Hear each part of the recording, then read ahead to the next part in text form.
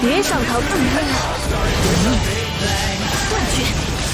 雷鸣，降血！快了，我感觉这把有戏啊！哎呀，你这个队有必要起那么快吗？不过感觉还有机会，我都打了2个小时了啊！最后一剑，行不行？我去，怎么我先死了呀？小伙伴们，虽然事先做好了心理准备，但这期深渊依旧是把我给打吐了呀。首先最令人担心的怪终于是来了，3个元素盾，传统队伍谁来都没那么舒服。而上半程在我辛辛苦苦好不容易把2个畜生砍完后，我相信每个第一次打的人都能感受到我当时的绝望。好了，还是大致说一下推荐配对吧。因为如今不是顶级氪老的话，配对对深渊真的很重要了。首先，因为第2层有个雷音权限，那雷神主 C 的肯定上路。每次萧公一出就来个雷音，可关键是老娘拿萧公第1阶都过不去，好吗？需要注意的是，第1间这些怪啊是打掉一个出一个的，所以个人觉得带个巨怪会不错啊。我没选雷九是考虑第3间的2只够策划，像万达就很不错，还有一个就是泥路队也可以，无非就是第2间不好打嘛。但这次第2间是最好打的，随便换个队伍打2次，真比你熬半天要好。泥路唯一的问题就在于你这次土城要不要放下半？下半我上来用草国打的，倒也不是打不过啊，关键是最后被冻的心态崩了，你们懂吧？我好歹算是个有刻度的大佬啊，被你这样逼着拱来拱去的，我不要面子啦。所以最终拿出了荣甘，有钟老爷子在啊，面子瞬间就回来了。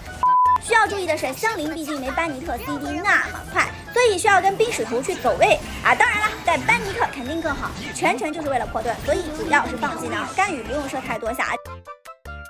第2间应该没啥好说的，都是老朋友啦，鸡哥一砍就完了。雷音的话，我直接推荐干羽了，管他往哪儿跑呢。当然了，胡桃之类的传统队也都能打啊，就是要跟着多跑跑啊。最后就是最恶心的第3间了。首先前面为什么说班尼特在下半好啊？因为这2个小娃真的是针对班尼特呀。草系打燃烧就算了，水系直接打蒸发，一次1万多伤害，除非一不小心就被秒。当然，我觉得我够小心了啊，但有时候被他卡模型躲不掉，也照样被秒。哎，我真觉得这种冲来冲去的就很过分啊！有时候我技能听着放出去了，哟呼，结果直接被他冲没了。哎，我就想说，策划，哎，这真的不算 bug 吗？言归正传，即使跟他进行互秒也没什么问题。关键是2波之后到下半，真的不见得有多少时间了。这个使徒的血其实很薄，主要就是盾起得快，先冰再水再火，顺序固定。我用硬硬的熔甘打了整整2个小时啊，每次都会差一点儿。